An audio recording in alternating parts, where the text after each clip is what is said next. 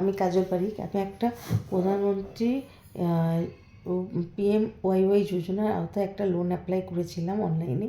তারপরে আমার কাছে ফোন আসে মিস্টার সৌমেন চক্রবর্তীর কাছ থেকে।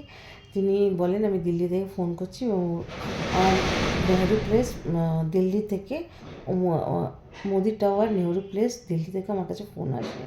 আমাকে বলা হয় যে 1250 টাকা দিতে হবে, তা এগ্রিমেন্ট চার্জেস, এবং আমার লোনটা ডিসবার্সমেন্ট হবে। আমি তাতে 1250 টাকা ওনারা একটা কিউআর দেন এবং আমি লোনটা অ্যাপ্লাই করি। তারপরে আমার কাছে পরের দিন বলে যে আর একজন ফোন করেন, তার নাম হচ্ছে গোপাল খান্ডেলওয়াল। তিনি বলেন যে আমাকে যে 2499 টাকা দিতে হবে, তার কারণ ওটা ট্রানজ্যাকশান চার্জেস।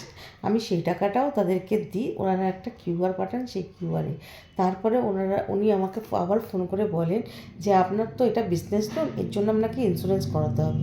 আমি তখন ইন্স্যুরেন্স করাতে হবে, তার জন্য আপনাকে 4250 টাকা দিতে হবে। আমি সেটাও ওনাদেরকে পেমেন্ট করি। তারপরে উনি বলেন যে জিএসটির জন্য আমাকে 6499 রুপিস দিতে হবে। আমি 6499 রুপিসও পেমেন্ট করি। তারপরে উনি আবার কিউআর কোড পাঠিয়ে বলেন যে আপনার তো এটা সেভিংস অ্যাকাউন্ট, এই অ্যাকাউন্টে টাকা পাঠানো যাবে না।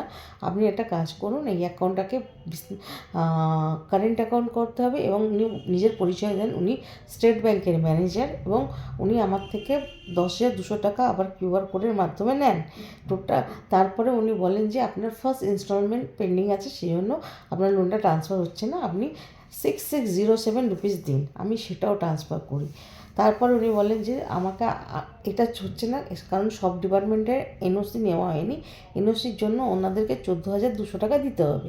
কিন্তু আমি তখন বলি আমার কাছে আর টাকা নেই, আমি আর দিতে পারছি না। তারপরের দিন ওনাদেরকে আমি 1000 টাকা দিই এবং ওনাদেরকে বলি যে ঠিক আছে আপনারা আমাকে ট্রান্সফার করে দিন, আমি লোনটা হয়ে গেলে আমি আপনাকে পেমেন্ট করে দেবো। কিন্তু উনি বলেন আজকে আমাকে বলছেন যে আপনার লোনটা হয়ে যাবে, কিন্তু আপনাকে দিল্লিতে আসতে হবে।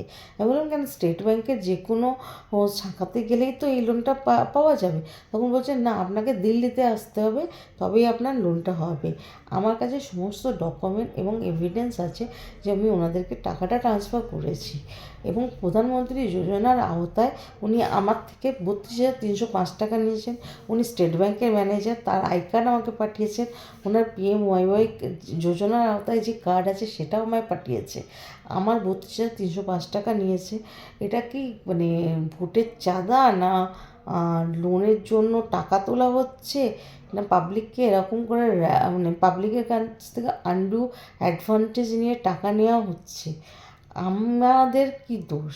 আমি চাই আমার টাকাটা যা হোক করে লোককে আমার অ্যাকাউন্টে পাঠিয়ে দেওয়া হোক, কারণ আমার একটা কষ্টসাধ্য টাকা, আমি কোনো অন্যায়ভাবে চাইনি। ওনারা প্রধানমন্ত্রী এদিকে দৃষ্টিপাত করুন।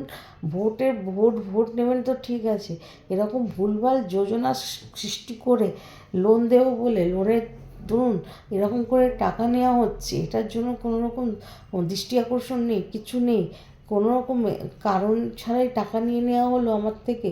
আমার টাকা ফেরত চাই, আমার যে কোনো অর্থে। আমি অনুরোধ করছি প্রধানমন্ত্রী মহাশয়কে যে আমার টাকা যেন ফেরত পাই।